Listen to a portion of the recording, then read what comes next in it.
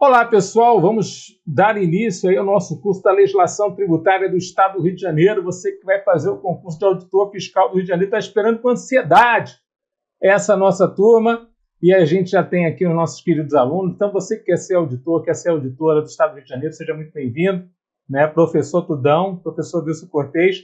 Morei muitos anos lá no Rio de Janeiro, né? Ainda tenho um pouquinho de sotaque carioca, né? Apesar de ser santista de nascimento, né? Eu morei muitos anos lá no Rio de Janeiro, onde eu fui oficial da Marinha do Brasil, fiz o Colégio Naval, fiz a Escola Naval do Rio de Janeiro e depois adentrei aos quadros da Secretaria da Fazenda do Estado de São Paulo, onde eu sou auditor desde 1998. São 26 anos de ser auditor fiscal da Receita do Estado. Então isso é algo que pode ajudar você na sua preparação. Mais legal ainda que isso é que boa parte desses anos eu também caminhei na profissão de ser um professor de cursos preparatórios para concurso, principalmente para ajudar os alunos a princípio, a passarem na prova. E coube a mim a instigante tarefa de passar para vocês aquilo que mais tem caído em prova na legislação tributária. Eu sou um especialista, né, pela Escola Superior da Procuradoria-Geral aqui do Estado de São Paulo em legislação tributária. Fiz minha especialização em legislação tributária. Então, eu sou o doidão da legislação tributária e vou estar aqui para poder te ajudar na sua preparação, tá bom? Então, a legislação tributária estadual do Rio de Janeiro, a gente precisa conhecer como veio no último concurso. O último concurso tem bastante tempo, hein, professor? Tem. O concurso foi em 2013, o edital, 2014 foi a prova, então tem 10 anos, vai fazer 11 anos, né, que a gente está esperando essa prova do próximo concurso aqui para o Rio de Janeiro. E as notícias são boas, né? A autorização já aconteceu, então a gente está correndo agora atrás do nosso prejuízo. A legislação do último concurso foi uma legislação ampla, como a gente vai ver agora, tá bom? Vamos lá na telinha? Então veja lá, né? Legislação tributária, então, estadual do Rio de Janeiro. Eu me apresentei para vocês, ó, sou servidor público desde 85, capitão-tenente engenheiro naval, bacharel em ciências navais pela Escola Naval do Rio de Janeiro, engenheiro naval pela USP de São Paulo, bacharel em Direito pela Universidade Metodista de Piracicaba, especialista em Direito e Legislação Tributária Federal, Estadual e Municipal na Escola Superior da PGE de São Paulo, auditor fiscal da Receita do Estado há 26 anos. Estou trabalhando agora na Delegacia Regional Tributária de Ribeirão Preto.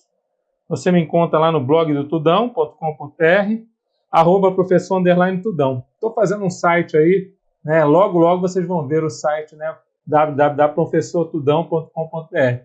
E vai ser legal porque a gente vai ter mais um ponto de encontro aí. Você me encontra nas redes sociais, no Facebook, no Instagram, no YouTube. Por favor, me segue lá, né? Em cada um desses aí a gente sempre traz alguma novidade sobre o concurso ou até mesmo aula gratuita, específica sobre determinado tema, que a gente vê que às vezes vocês estão com falta daquele assunto e a gente quer muito ajudar os alunos a se prepararem para os certames, tá bom? Então, a ideia é essa, né? Ajudar você, né? Sendo aqui nosso aluno aqui no GRAN, ou não, né? Às vezes você é um aluno de outro cursinho, mas você parou aqui, estou aqui para ajudar você. Então, como foi o último edital? A Secretaria de Fazenda do Estado do Rio de Janeiro, né, publicou o edital em 2013 para 50 vagas. Na época, então, nosso cargo é o AFRE. Auditor, né, o nosso cargo é o AFRE. Auditor Fiscal da Receita do Estado do Rio de Janeiro. Então, a gente tem ali, né, 50 vaguinhas, foi o último concurso. E aqui já fica a situação interessante, né, porque nós tivemos duas provas, a P1 e a P2, onde na P1 nós tivemos lá 20 questões de língua portuguesa, 10 de língua inglesa, 26 questões de administração e informática, né? Contabilidade geral, contabilidade de custo e auditoria foram 20 questões, direito constitucional, administrativo, civil e penal, 24 questões. No total foram 100 questões na P1, 5 horas de prova. Depois, na P2, a gente vinha para direito empresarial comercial com 12 questões, economia e finanças públicas com 18 questões, matemática financeira e estatística raciocínio lógico, 24 questões, direito tributário, legislação tributária e legislação das receitas não tributárias, com 46 questões, era o grande foco aí da P2, justamente a parte tributária, e a nossa legislação veio com muitas questões na prova, e também a legislação uma legislação diferente, receitas não tributárias. A gente sabe que o Estado do Rio de Janeiro é um dos dois maiores estados em termos de exploração do petróleo. É Bahia, né, para o polo petroquímico de Camaçari, e o Rio de Janeiro com a Bacia de Campos. Então, nós temos ali, nesses dois estados, os grandes produtores de petróleo do país. E aí nós temos as compensações financeiras que geram aquelas receitas, né, que não são tributárias, mas que advêm do patrimônio público, né, porque as reservas de petróleo são patrimônio público. Então, na realidade, essas receitas são originárias, mas não tributárias. E aí são cobradas também, né, dentro da Secretaria da Fazenda. Então, isso aqui gera uma lei e um decreto que podem cair na nossa próxima prova. Eu creio que, se caiu na outra, tem grande chance de cair de novo. E eu vou falar um pouquinho mais adiante sobre isso, pela importância que essa renda tem dentro do quadro aqui do Estado do Rio de Janeiro. E aí a gente tinha, né, por incrível que pareça, essa parte aqui, ó, que era, né, a pontuação mínima por matéria, fazendo com que, a princípio, você não pudesse tirar menos que metade, né, em alguns casos 40%, em outros casos 50%, e a pontuação por prova, que o mínimo de 100 pontos, por exemplo, que estavam sendo disputados, era 65, quer dizer, uma média alta. Então, você não podia ser detonado nem por matéria, nem por prova. Quer dizer, isso aí foi uma prova, né, na época ali, feita pela Fundação Carlos Chagas. Então, quer dizer, um entendimento, né, era de que a prova, a princípio, viria dessa forma, desse jeitão aí, com essas características. Nós já temos, né, a previsão de banca, né? Então, a gente já tem ali a banca do novo concurso da Cefaz Rio de Janeiro. A banca do novo concurso da Cefaz Rio de Janeiro vai ser a Sebrasp. Então, a gente tem vários, né? É interessante que a gente já sabe a banca, né? Provavelmente esse concurso vai ser um concurso que aí vai ter as nossas várias, a gente tem várias provas dos últimos concursos aí da banca Sebrasp, então vai ser bom porque a gente consegue, de alguma forma, ajudar você já sabendo a banca. Então, vou explorar bastante aí durante o curso, né, questões feitas pela Sebrasp, principalmente dos concursos mais novos, né, quer dizer, mais recentes. E aí você vai ver que eu vou poder ajudar você bastante. Claro que muitos deles eu vou ter que adaptar a questão, porque a matéria foi cobrada antes pela FCC, a gente vai ter que cobrar agora questões da Sebrasp, você vai ver por causa do edital, tá? A gente vai mostrar para você como é que foi o edital anterior, como é que tem questões muito específicas ali. Então, ó, primeiramente, conteúdo programático que foi do último edital. Tudo que a gente está falando foi do último edital, mas uma boa parte disso aqui eu creio que vai se repetir. Primeiramente, nós tínhamos lá, olha só, o edital era bem completinho de legislação tributária, então aquelas 46 questões onde tinha direito tributário e legislação, foi bem completinho. Primeiro porque a gente tinha a legislação tributária básica do Estado do Rio de Janeiro, a gente tem um site para isso, é interessante que o site da Receita do Estado do Rio de Janeiro tem lá uma parte só disso, né? Só dessa legislação tributária básica, e isso facilita a vida do aluno, porque você vai buscar diretamente a legislação tributária básica no site oficial. E aí a Constituição do Estado do Rio de Janeiro está lá dentro dessa legislação tributária básica. Então a gente vai estudar. Primeiro tópico que eu considero importante é falar aqui com você. Nem tudo que está na Constituição Estadual está vigente. Você vai ver que tem algumas informações ali que não foram recepcionadas pelo texto da Constituição Federal. Então aqui exige uma especial atenção do meu aluno, justamente em comparar aquilo que está na Constituição Federal com aquilo que está na Constituição Estadual. Naquilo que não for contrário, foi recepcionado, então está vigente, a gente vai levar para a prova. Aquilo que não for recepcionado, tomem todo cuidado. Professor, então vou ter que estudar a legislação estadual de olho na Constituição Federal. Sim, não tem como ser diferente. Tá bom? Então a Constituição Estadual está aqui, ó, item 1. O Código Tributário do Estado, Decreto-Lei Estadual 5/75. Em alguns momentos ele vai ser bastante útil para a gente, então Código Tributário Estadual. O PAT, que é o Processo Administrativo Tributário, né? Então sempre cai a questãozinha do processo administrativo, que é justamente a cobrança do tributo, e o duplo grau de jurisdição a respeito da cobrança do tributo. Quando a gente fala do ICMS, nós temos a Lei Instituidora do Imposto, que ainda é a 2.657/96, e o regulamento do ICMS. Aqui vem a primeira pergunta do aluno, né? Professor Tudão, primeiro, eu vou ter que estudar isso tudo? Sim, não tem para onde correr. Segundo, entre a lei e o regulamento, eu estudo a lei ou eu estudo o regulamento? Eu vou estudar com você a lei do imposto.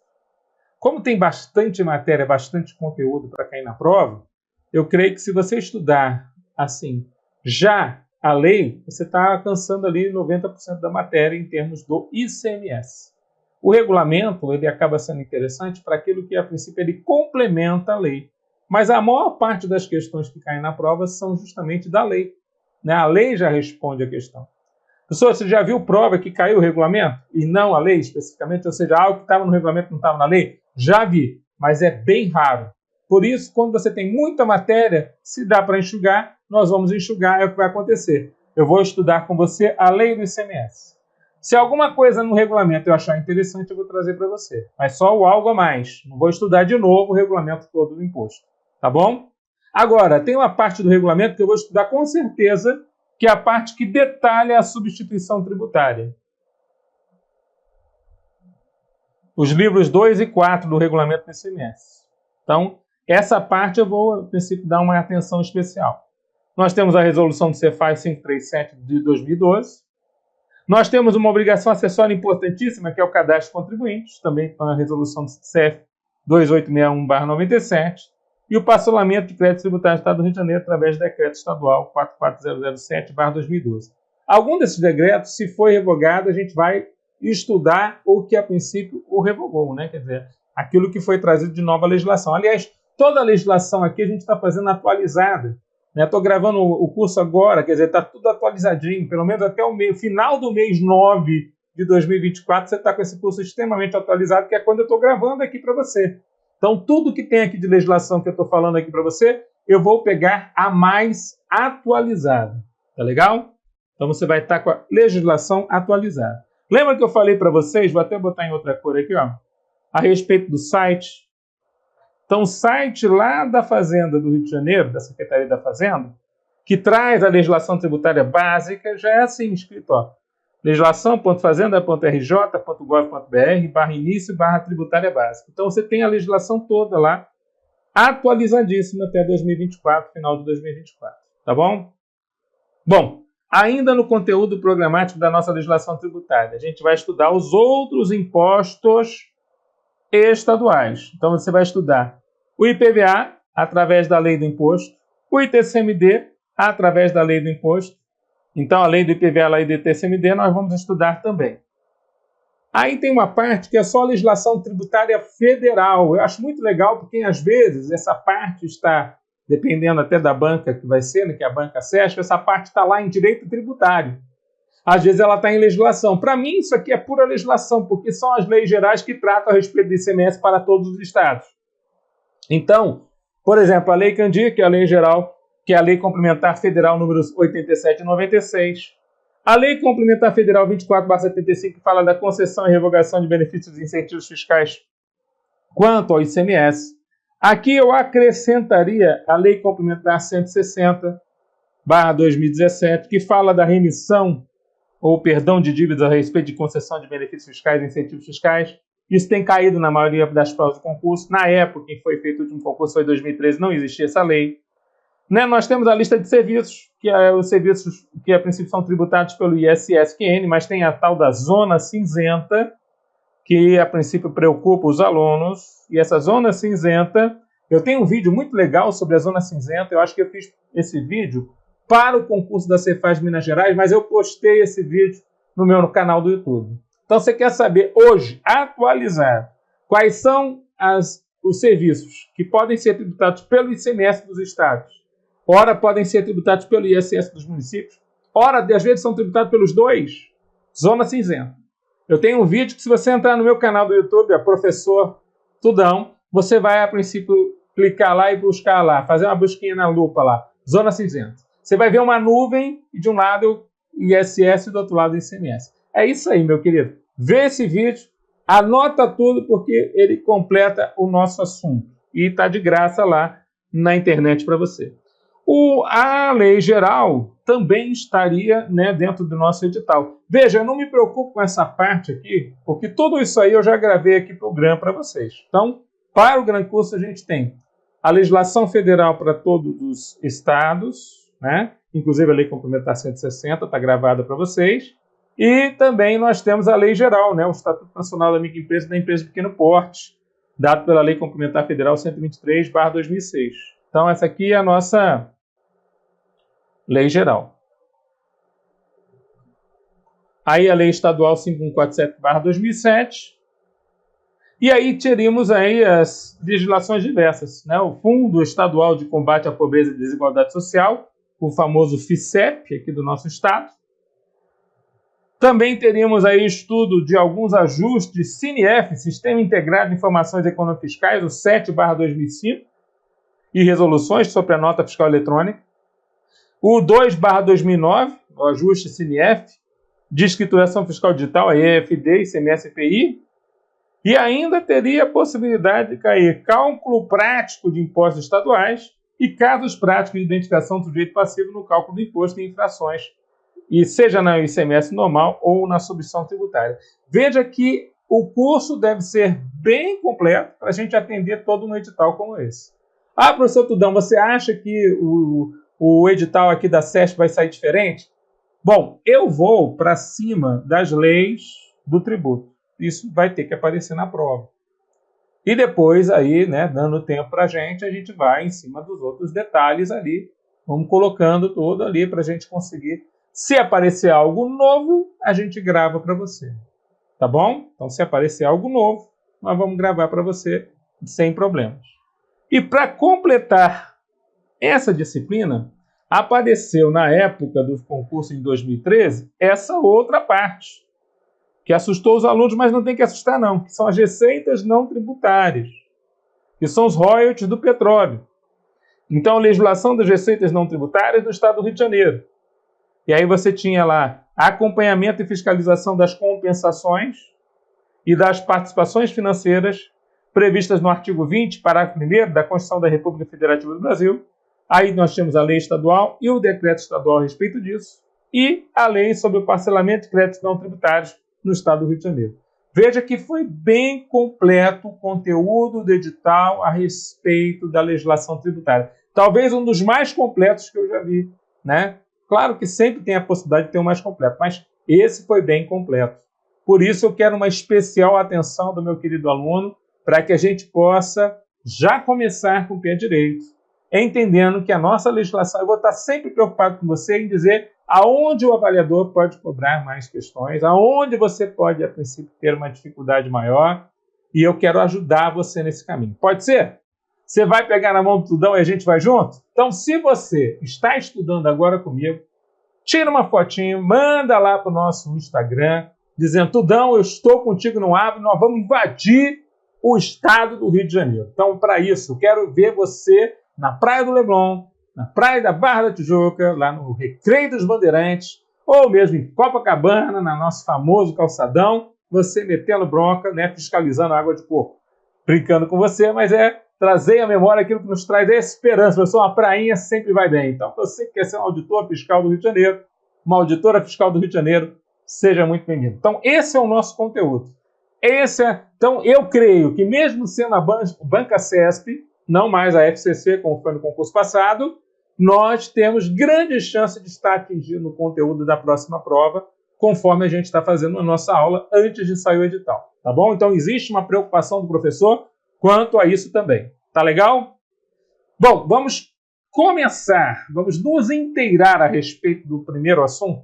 Vamos lá. Vamos começar pelo quê? Pela nossa Constituição Estadual. Provavelmente, você tem que estudar a Constituição Estadual aqui comigo. Então, a gente vai estudar a nossa Constituição Estadual, né? Que é o primeiro item do edital. E eu separei para você poder, e sempre vou tentar fazer isso, eu acho que é bem legal isso aqui, porque antes de você sair que nem um louco lendo tudo que está ali, você tem que ver que existe uma estrutura, e a primeira consideração que eu devo fazer é sempre comparar o texto constitucional da Constituição Estadual, principalmente dessa parte relacionada ao nosso edital, que seria da tributação e do orçamento, com aquilo que já está previsto na Constituição Federal. E ver se não tem nada contrário à Constituição Federal. Então, aquilo que for contrário não foi recepcionado. É a teoria da recepção, quer dizer, que for contrário à Constituição Federal é como se não existisse. Existe ali uma revogação tácita a respeito daquela informação, tá certo? Então, vamos lá, vamos pensar assim primeiro. Como é que está, então, distribuído esse título 6 que estava no edital 2013? Da tributação e do orçamento, capítulo 1 do Sistema Tributário Estadual, seção número 1 dos princípios gerais, artigo 192 a 195. Então, aqueles princípios gerais constitucionais tributários, a maioria deles são citados aqui na Constituição Estadual. Então, vai ser uma relembrança. Princípio da legalidade tributária, da retroatividade, da integridade anual, da noventena, no não confisco. Então, os princípios constitucionais tributários estão previstos na Constituição Federal e estão previstos na Constituição Estadual. Isso aqui vai ser uma relembrança da sua aula de constitucional tributário ou de tributário, né? Aí você tem as limitações ao poder de tributar. Vamos lembrar que nós estamos falando aqui tanto das situações de imunidades quanto das situações relacionadas aí a especificações a respeito, especificidades a respeito previstas no artigo 196 a 198 também da nossa Constituição Estadual. Aí os impostos do Estado, aí você já vai ver lá, né, a presença lá do adicional do imposto de renda. Aí você fala, meu Deus, Tudão, esse adicional do imposto de renda, desde a emenda 3 em 93, já não existe mais. Pois é, mas não mexeram na Constituição Estadual. Então ele vai aparecer aqui. O que você tem que fazer? Você tem que cortar ele da jogada. Aí ele pode aparecer na tua prova. Você vai só lembrar que os impostos estaduais existentes hoje são ICMS, IPVA, ITCMD ou ITCD. Quer dizer, não tem que falar de imposto adicional de imposto de renda estadual, tá certo? E também nós temos os impostos dos municípios, artigo 200. E aí você vai ver que tem lá um imposto sobre vendas a varejo, combustíveis líquidos e gasosos. Isso aí não existe mais para os municípios. Então tomem cuidado, como eu falei para vocês desde o começo, com as situações relacionadas ao que nós chamamos aí a recepção, se foi ou não recepcionado aquela matéria, mesmo estando na Constituição Estadual, tá certo? E aí você vai ter também da repartição das receitas tributárias, e eu vou parar aqui, ó. Apesar do título todo estar dentro do edital, eu não vou ficar estudando com você a parte de finanças públicas, tá bom? É pouca coisa, mas eu prefiro correr em cima da parte relacionada aos tributos, porque é o que eu acho que deve cair na prova. Pelo menos na nossa prova relacionada a ser fiscal aqui do ICMS do Rio de Janeiro. A parte de finanças públicas são do artigo 207 ao 213, aí você dá uma olhadinha. Eu vou botar um menos i, com menos chance de cair na prova, eu não vou ficar aqui. E como que você vai estudar isso comigo, Tudão? A maior parte do nosso curso vai ser da seguinte forma. Eu vou lecionar para você, através de perguntas e respostas, como que aquilo ali poderia cair na prova, leitura da nossa lei e comentários. E, ao final de cada capítulo, vou tentar sempre trazer questões da prova anterior ou questões anteriores da banca. Então, sempre visando aí a ajudar você nessa preparação para você não caminhar sozinho, tá bom? Então, se você pegar, por exemplo, né, o vademecum que eu vou colocar à disposição, eu vou fazer um vídeo, né, eu vou colocar à disposição de todo e qualquer aluno lá no meu canal do YouTube, tá? Esse vídeo, a princípio, você vai assistir o vídeo. Eu estou aqui no dia 24/9, então vou fazer esse vídeo em breve e vou colocar lá à disposição um vademecum, né? Quer dizer, às vezes se você ainda não tem esse vademecum, eu sei que o GRAN tem, normalmente o mestre que faz é um grande amigo, mas se você não tiver, é sempre bom você pegar a legislação mais atualizada, tá certo?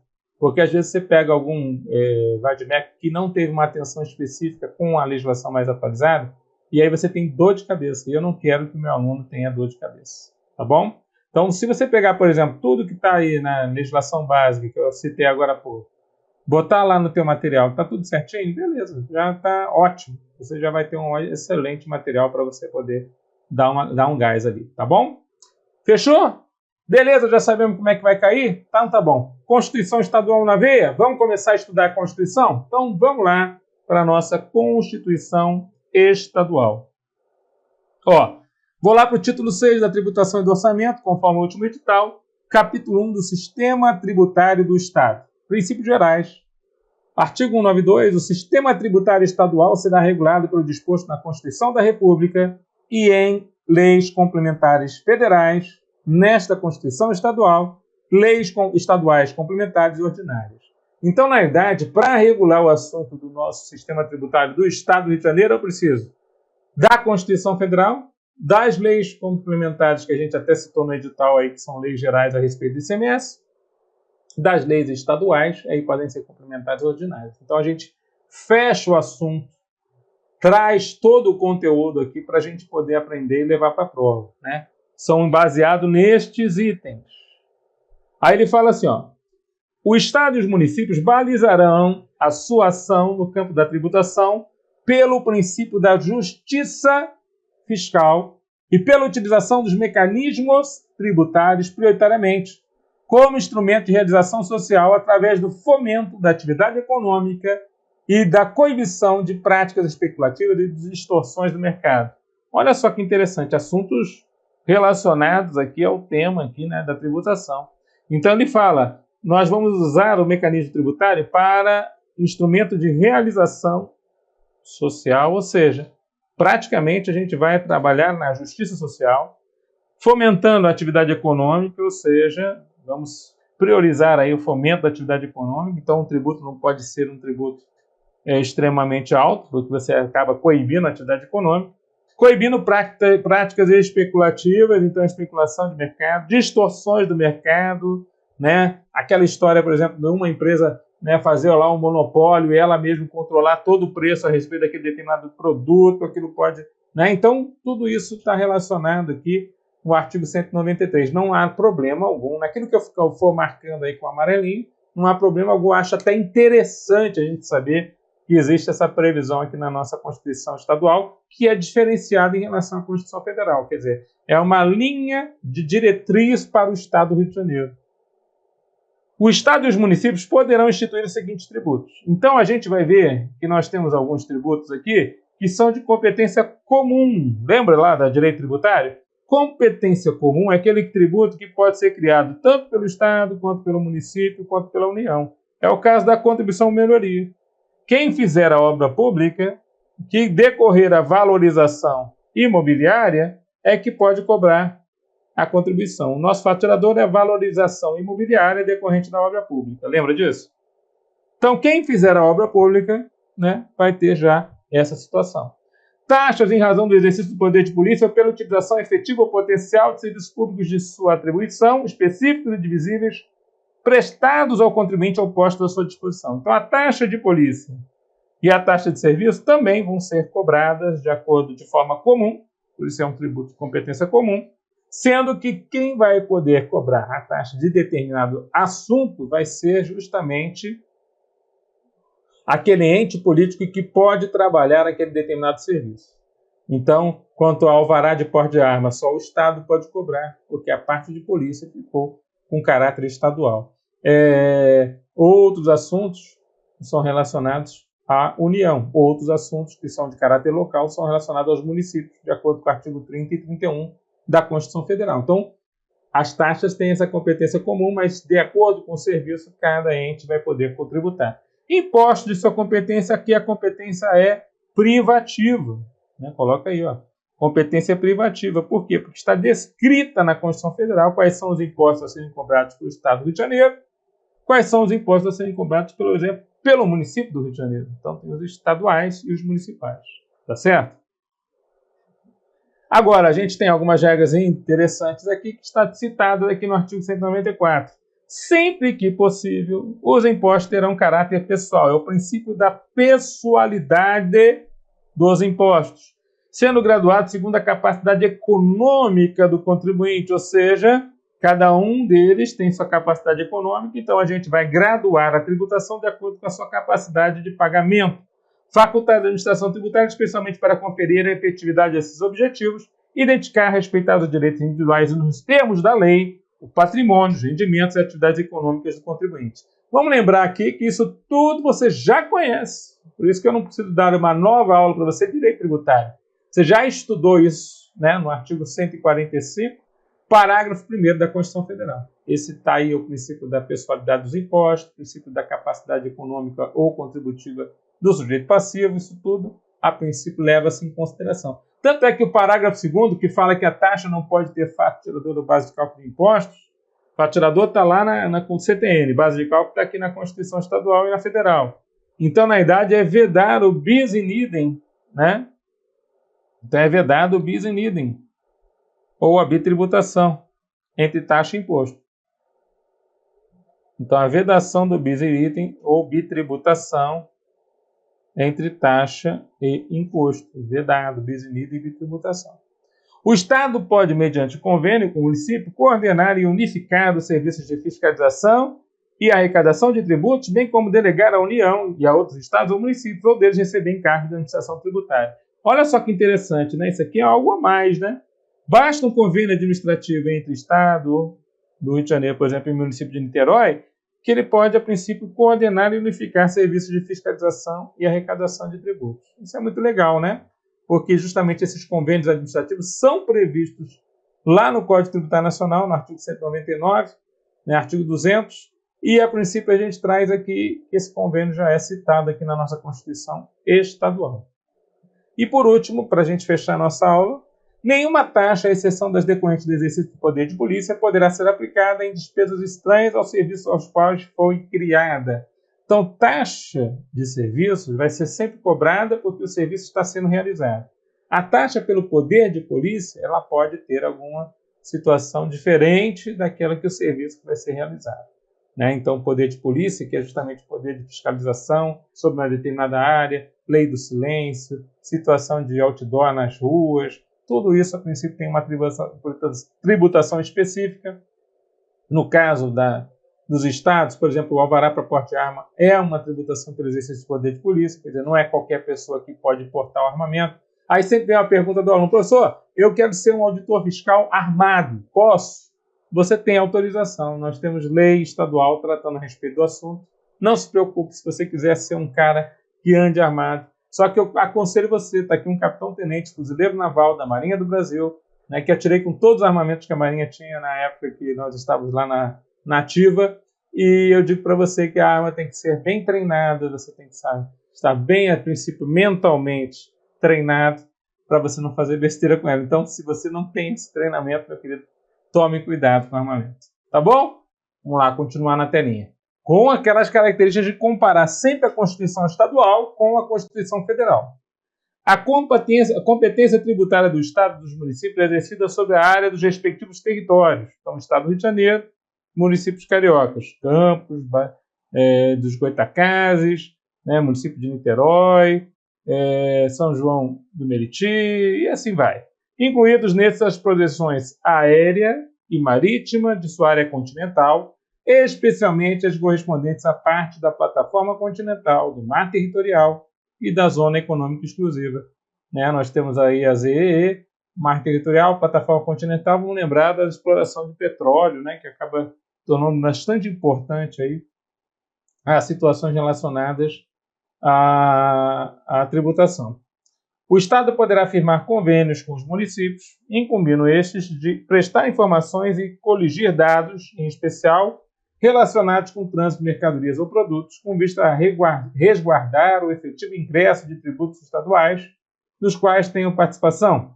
No caso aí, por exemplo, do ICMS, a participação muito importante que os municípios têm na arrecadação do ICMS. Assim como o Estado deverá informar os dados das operações com cartões de crédito aos municípios para fins de fiscalização e recolhimento do ISS, conforme disposto no artigo 199 do CTN. Na verdade, os convênios de mútua assistência aqui estão representados e a situação com os cartões de crédito e débito acabam sendo muito importantes. Recentemente, agora em 2024, o Supremo Tribunal Federal confirmou, né, que as informações de cartão de débito e crédito são de livre acesso ao sigilo fiscal, que protege o sigilo bancário e utiliza-se dos dados bancários justamente para poder fazer e executar a fiscalização.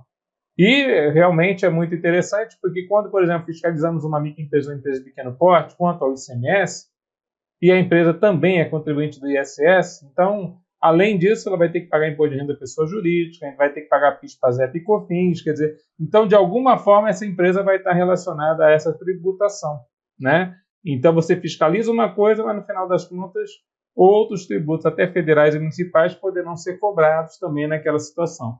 Então, esses convênios que ele cita aqui são os famosos convênios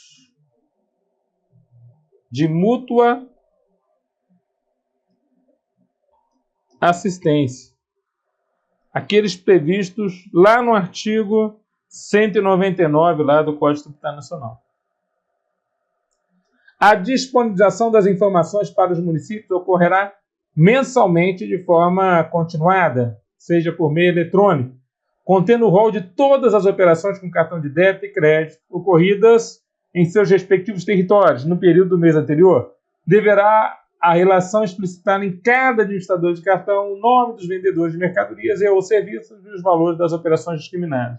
Então, vamos lembrar que hoje o entendimento dos tribunais superiores é que o sigilo bancário, a princípio, ele é protegido pelo sigilo fiscal. Ou seja, basta o fiscal estar num trabalho de auditoria administrativo que ele pode solicitar o sigilo bancário, a quebra do sigilo bancário e o alcance das informações relacionadas à operação bancária daquele determinado contribuinte. Você entende? Então, é uma situação bem especial e específica aqui que a gente está, de alguma forma, trazendo para você. Tá certo? Bom, o artigo 195, ele fala: os estados e os municípios poderão instituir contribuição cobrada de seus servidores para o custeio em benefício destes dos sistemas de previdência e assistência social. A emenda 42 em 2003, ela trouxe outro texto aqui, né? Na Constituição Federal, isso está lá no artigo 149, parágrafo 1º. Aonde é poderão, é deverão. Então, não foi recepcionado da forma como está no 195, não. E aonde está o sistema de previdência e de assistência, é só de previdência.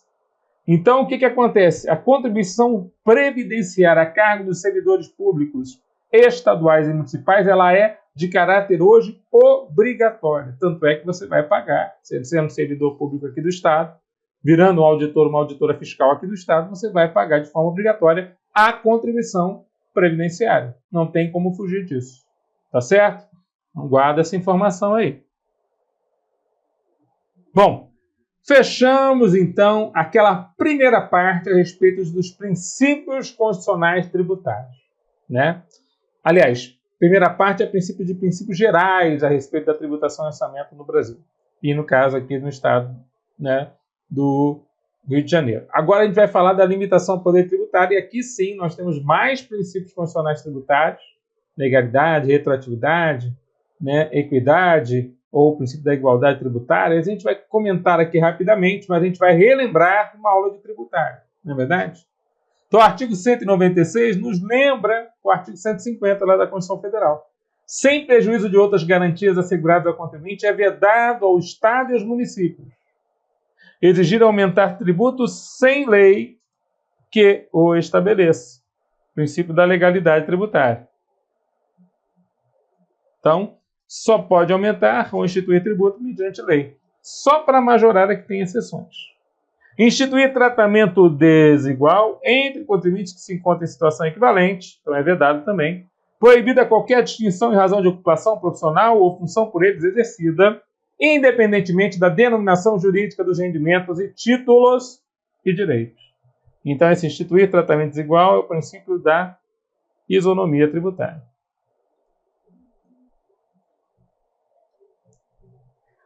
3. É vedado cobrar tributos em relação a fatos geradores ocorridos antes do início da vigência da lei que os houver instituído ou aumentado. Então, a lei não pode retroagir, salvo expressas previsões do CTN. Então, esse aqui é o princípio da irretroatividade.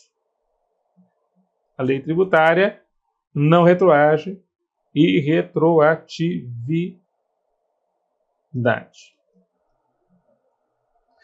Também é vedado cobrar tributos no mesmo exercício financeiro em que haja sido publicada a lei que os instituiu ou aumentou. Esse é o princípio da anterioridade anual.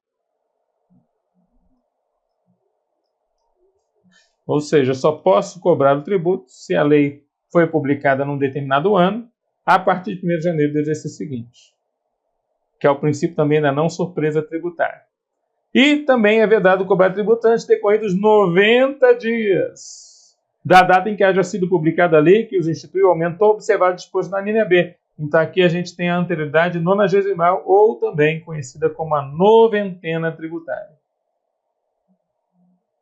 Então aqui já estamos vendo vários princípios constitucionais tributários, relembrando que esses princípios servem para limitar o poder de tributar do fisco. Então, o fisco não pode retroagir com a lei tributária, salvo a lei expressamente interpretativa e a lei em benefício do acusado.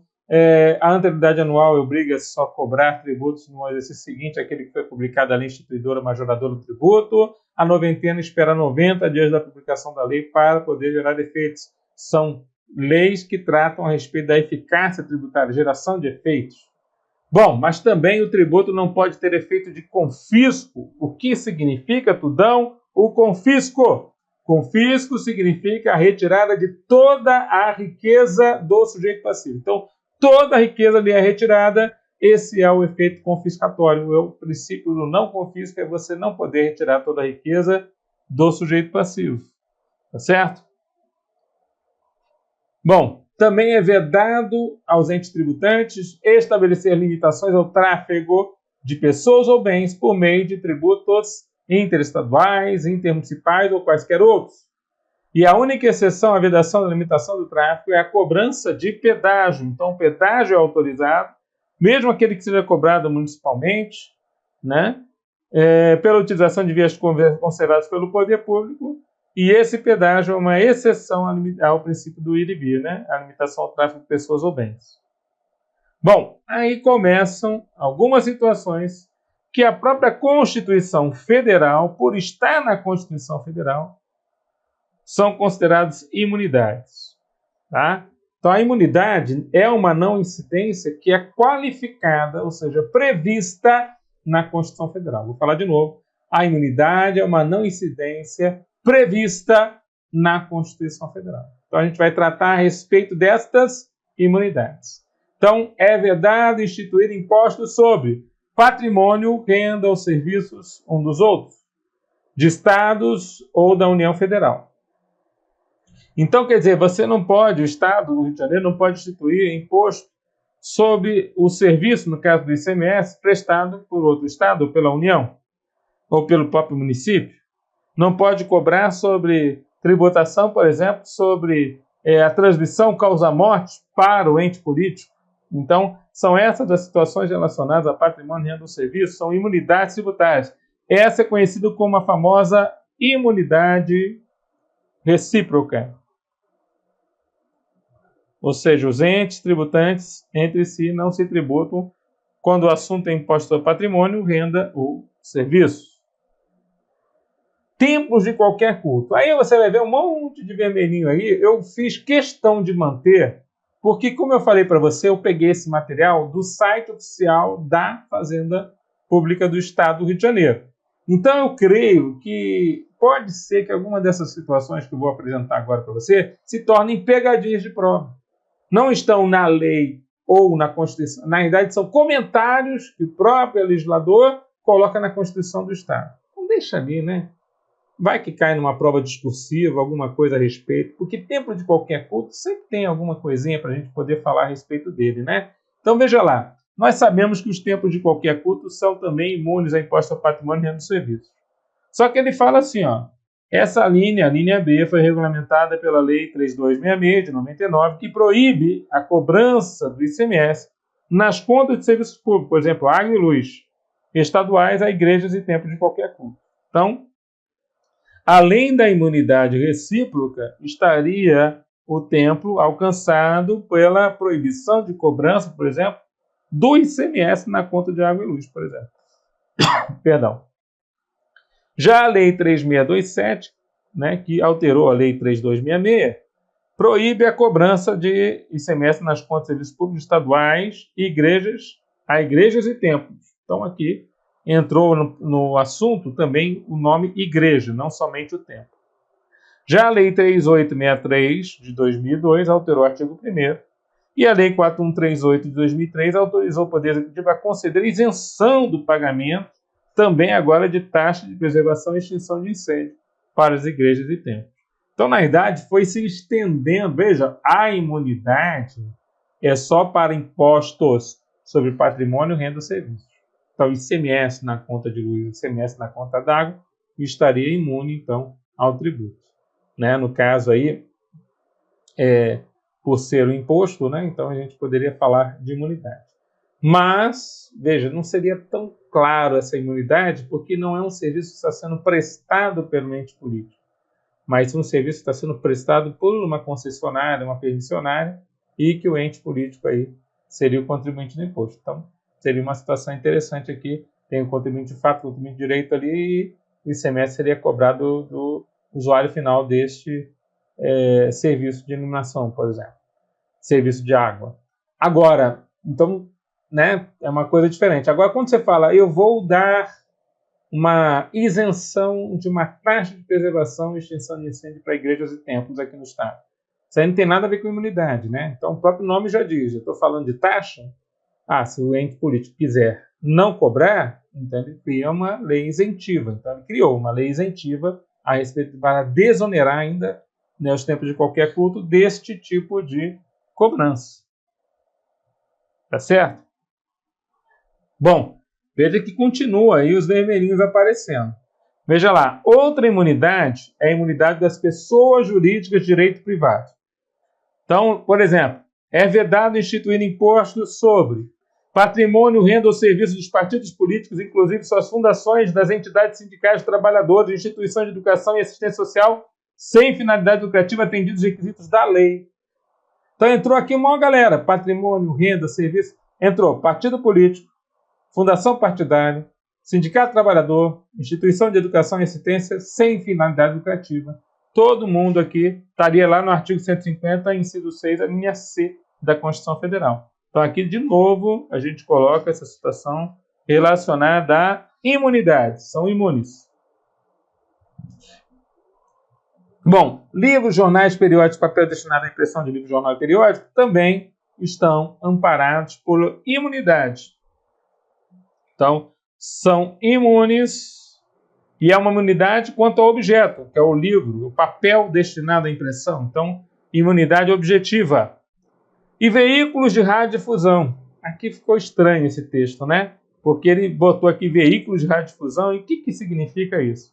Aí nós tivemos uma ADIM, né, no Supremo Tribunal Federal, a 7734/600 de 92, onde, por uma decisão da liminar, por maioria de votos, o tribunal deferiu a medida cautelar para suspender, no texto da linha D do inciso 6 do artigo 193, atual 196, da Constituição do Estado do Rio de Janeiro, a expressão e veículos de radiodifusão, bem como do texto do inciso 14 do artigo 40 da Lei Estadual, as expressões de veículos de radiodifusão, vencidos em parte os ministros e relatores Francisco Rezec, que indeferiram a medida cautelar. Voltou o presidente. Então, para nós, esse veículos aqui ficou esquisito, porque a imunidade tributária que a Constituição prevê não é para veículos de radiodifusão, mas sim para o serviço, né, de radiodifusão sonora e de sons e imagens, quando de TV aberta ou de rádio aberta.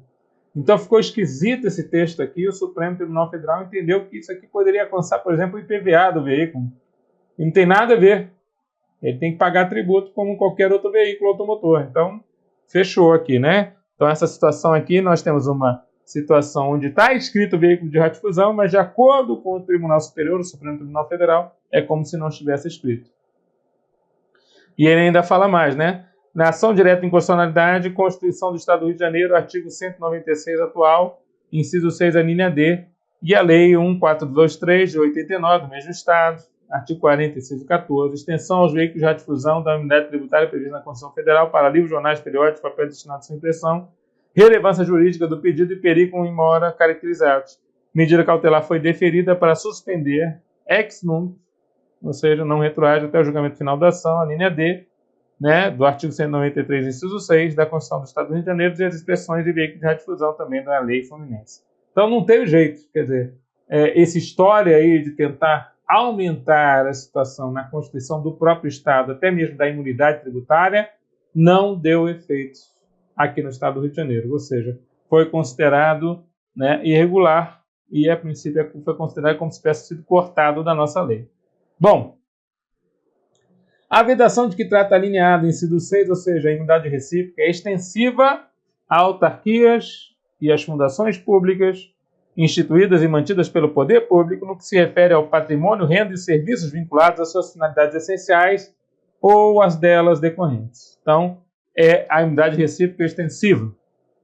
Então, disposto nessa linha e no parágrafo anterior, não se aplica ao patrimônio, renda ou serviços. Então, aqui nós temos uma exceção à situação da imunidade. Quando o ente político, ou a fundação, ou a autarquia, explorar uma atividade econômica regida por normas aplicáveis a empreendimentos privados, ou em que haja contraprestação ou pagamento de preços ou tarifas pelo usuário, nem exonera o promitente comprador da obrigação de pagar o imposto relativamente ao bem imóvel. Eu sempre explico isso aqui para o aluno da seguinte forma, né? Quer dizer, quando o ente político, o ente público, né, a União, Estado, Município, cobrar tarifas, cobrar taxas, visando lucro, preço público, visando lucro, eles se comparam a um estabelecimento privado, ou seja, visa lucro. Então, ele não pode ter o direito à imunidade para poder, a princípio, competir com o ente privado, certo? Não é essa a finalidade do ente público. Então, por isso que quando ele cobrar preço ou tarifa, ele perde a condição de imunidade, né? Se ele for um comprador da obrigação de pagar imposto, né, no caso do ITBI, por exemplo, transmissão onerosa de bens imóveis, por exemplo, também isso não lhe retira, né, as situações de ser o comprador da obrigação de pagar relativamente ao bem imóvel. Não se aplica a esta situação propriamente dita. Tá certo? As vedações das alíneas B e C, né, dos entes políticos, das pessoas jurídicas de direito privado, partido político, fundação partidária e assim por diante, e também dos templos e igrejas, compreendem somente o patrimônio, a renda e os serviços relacionados com as suas, você já viu isso na tributária, né? Finalidades essências, não é essências, né? Essenciais, das entidades nelas mencionadas. Né? Então, as finalidades essenciais aqui das entidades nelas mencionadas se referem a essa situação. A lei vai determinar medidas para que os consumidores sejam esclarecidos acerca dos impostos estaduais e municipais que incidam sobre mercadorias e também sobre serviços. Vai a lei determinar medidas que os consumidores sejam esclarecidos. Então, esse aqui é o princípio da transparência tributária, né? Que hoje em dia você vai na gôndola do mercado, você vai ver que lá no precinho, às vezes está lá na marcação da etiqueta, você está pagando tanto de PIS, tanto de COFINS, tanto de ICMS, e isso aí precisa, a princípio, aparecer. O princípio da transparência tributária. Agora, ele traz aqui informações interessantes, inclusive para o nosso ITCD estadual. Porque são isentas de impostos estaduais, e aqui no caso, principalmente aqui o ITCD, e municipais, no caso o ITBI, as operações de transferência de imóveis. Por isso que eu estou falando que é ITCD e ITBI, porque transferência de imóvel não tem nada a ver com ICMS. Tem a ver com ITCD e ITBI. ITCD no caso de atos gratuitos, doações, e ITBI no caso de atos onerosos. Quando desapropriados para fins de reforma agrária. Então, aquilo que está lá no artigo 186, lá da Constituição Federal, está aqui no 197 da Constituição Estadual. A concessão de uma anistia ou de uma remissão que envolva matéria tributária ou previdenciária só poderá ser concedida por lei específica. Então, veja que o artigo 150, né, no seu parágrafo 6º, vai dizer que os benefícios fiscais, né, na Constituição Federal, precisam de lei específica.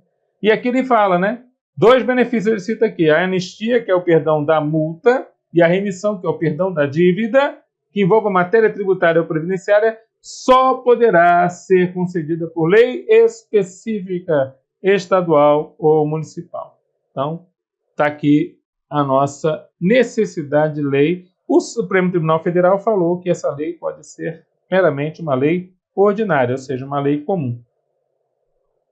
Bom, quais são os nossos impostos estaduais de acordo com o artigo 199, da Constituição Estadual?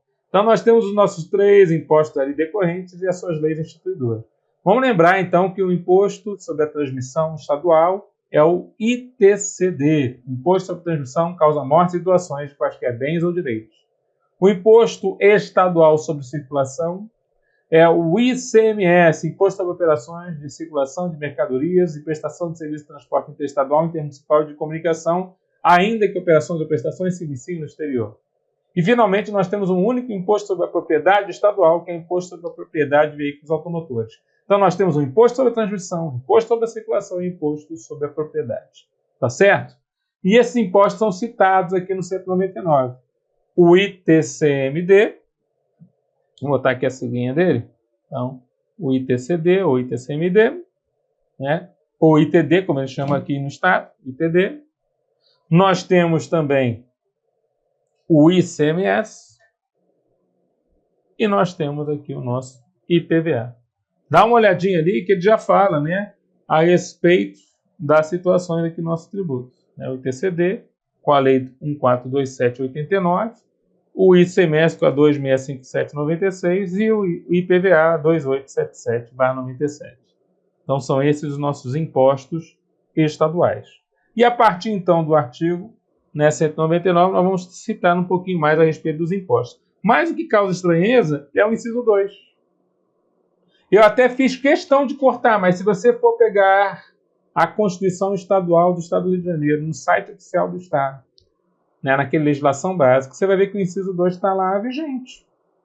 Mas para nós ele foi revogado tacitamente, porque não foi recepcionado pela Constituição Federal. Então tomem cuidado, esse AIR aqui, ó, né? Vamos colocar ele aqui, ó. O AIR, ele não existe mais. Existiu, mas em 1993, a emenda 3 tirou ele da Constituição Federal, que era o adicional de até 5% do que for pago à União por pessoas físicas ou jurídicas domiciliadas no território do Estado, a título do imposto previsto no artigo 153, inciso 3, o IR, incidente sobre lucros, ganhos e rendimentos de capital apurados na forma da legislação federal. No final das contas, você deixou de ter o adicional do imposto de renda, mas você reparte uma parte do imposto de renda com os estados e também com municípios. Né? Então, na verdade, você tirou o imposto, mas criou ali a competência para dividir uma parte da arrecadação do imposto. Então, imposto de renda, uma parte fica com estados e municípios. Bom, relativamente ao imposto que trata o inciso 1A desse artigo, que é o nosso ITCD, ou ITD, é competente o Estado para exigir o tributo sobre os bens imóveis e respectivos direitos, quando esses bens estiverem situados em seu território. Então, essa aqui é uma regra geral muito interessante. Quanto aos bens imóveis, um imóvel é aquele que não pode sair, segundo a nossa legislação civil, o imóvel não pode sair do lugar sem que haja um grave dano ou fratura, ou seja, ele não é um bem que, a princípio, recebe o movimento dado pelo homem. Então, ele é um bem imóvel. Então, justamente por ele ser um bem imóvel, quando situado em seu território, esse bem imóvel, ele, a princípio, tem tributação na sua transmissão causa-morte, justamente para o estado onde se situa o bem. Na situação de doação, a mesma coisa. Então, a regra é tanto para a causa-morte quanto para doações. E sobre os bens móveis, títulos e créditos, quando este estado se processar o inventário ou rolamento, ou nele tiver o doador o seu domicílio. Então, olha, esse texto aqui foi parcialmente, né, modificado, né, pela nossa reforma tributária. Então, se você for ver lá a Constituição Federal de 88, quando ela vai tratar a respeito do artigo 155, né? Então, quando você vai lá no artigo 155 da Constituição, você vai ver que ela vai tratar quanto aos bens móveis, né? Ela vai tratar justamente na situação, ela vai falar quanto aos bens móveis, títulos e créditos, compete ao Estado onde era domiciliado o recurso. Então, não é mais essa regrinha aqui. Onde era domiciliado o de cujos. Então, estou lá, né, no artigo 155, parágrafo 1º, né, da Constituição Federal, inciso número 2 da Constituição Federal, já alterado pela reforma tributária, né, pela emenda constitucional 132 de 2023. Tá certo? Estou falando isso porque, às vezes, você pode ser confundido na prova, meu querido. Por isso que eu falei desde o começo desta aula de que eu ia pegar no teu pé em que você soubesse comparar na Constituição Estadual com a Constituição Federal. É claro que quando você vê a Constituição Federal, você vai ver que o domicílio de cujos é o local onde se deve dar o inventário e o rolamento, é o Código de Processo Civil que determina isso. Mas muitas vezes a pessoa não fazia o inventário do rolamento, então você não sabia para que estado era devido. Então o estado, a regra mudou, não é o local onde está o inventário do rolamento, mas sim o local onde está o decúbito que ele viveu por último, o último domicílio dele. Então vai ficar para aquele estado aquela determinada tributação, mesmo que o inventário do rolamento não tenha sido feito. E é o que acontece muitas vezes, né? Não tem inventário do rolamento, tem que cobrar o tributo de quem? Né? Então, por favor, cuidado, vou botar um cuidado aqui. Esse cuidado vai ser a famosa caveirinha, né? Um pouco tortinha mesmo, porque é caveira, né? Caveirinha é tortinha. Então, ó, por favor, tomem todo o cuidado na comparação entre a Constituição Federal, quando ela for diferente da Constituição Estadual do Rio de Janeiro. Tá certo? Por quê? Porque o que vai valer para a prova, o que vai estar para mim, né? Como claro que vai valer para a nossa prova é justamente o que está na Constituição Federal. Então, o que a princípio está como regra na Constituição Federal é o que vai valer para a nossa prova. Tá bom, pessoal? Então, com isso, nós encerramos esse bloco firmes no propósito. Conhecer mais um pouco a respeito agora dos impostos estaduais. Próxima aula, continuamos aqui tratando a respeito da Constituição do Estado do Rio de Janeiro. Fiquem com Deus e até a próxima!